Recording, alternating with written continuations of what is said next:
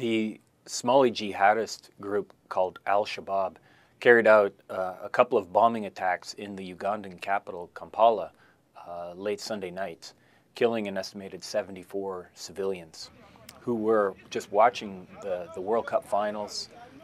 One attack was at a restaurant, one was at a bar at a rugby field, and it was the first time that al-shabaab actually carried out an attack outside of Somalia and as well against such soft targets.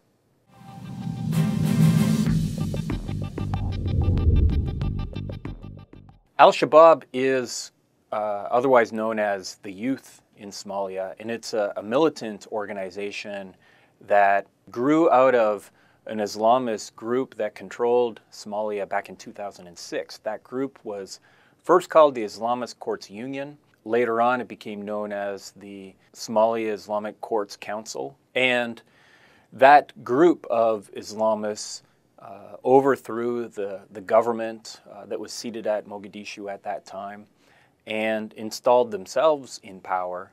That takeover of power in Somalia triggered an invasion by neighboring Ethiopia.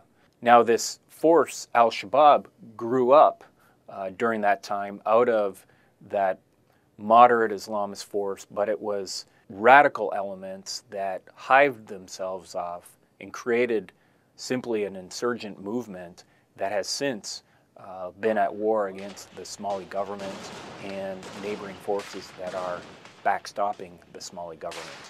Domestically, the appeal originally was to defend Somalia against hostile foreign elements. And when Ethiopia intervened in late 2006 and maintained its armed forces in Somalia until early 2009, this was a tremendous rallying point for many Somalis. Al-Shabaab would carry out hit-and-run attacks against government installations, against peacekeeping forces, against hostile forces aligned against them. But they would decline any kind of combat when those hostile forces would organize and mobilize against al-Shabaab.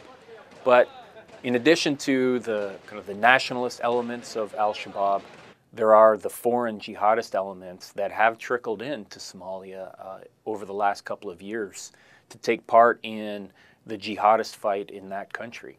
But with the introduction of foreign fighter elements into al-Shabaab, we've seen this slow uptick in more sophisticated attacks, and the most notable being the weekend bombings in Uganda.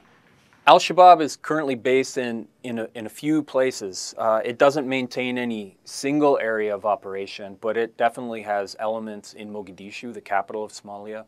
Also runs camps in central and southern Somalia. But al-Shabaab also maintains a network of sympathizers and supporters in neighboring countries. Probably the highest is Kenya, in the capital Nairobi. But all of the East African countries that also host Somali populations, there certainly would be elements to provide sympathy and logistical support to al-Shabaab.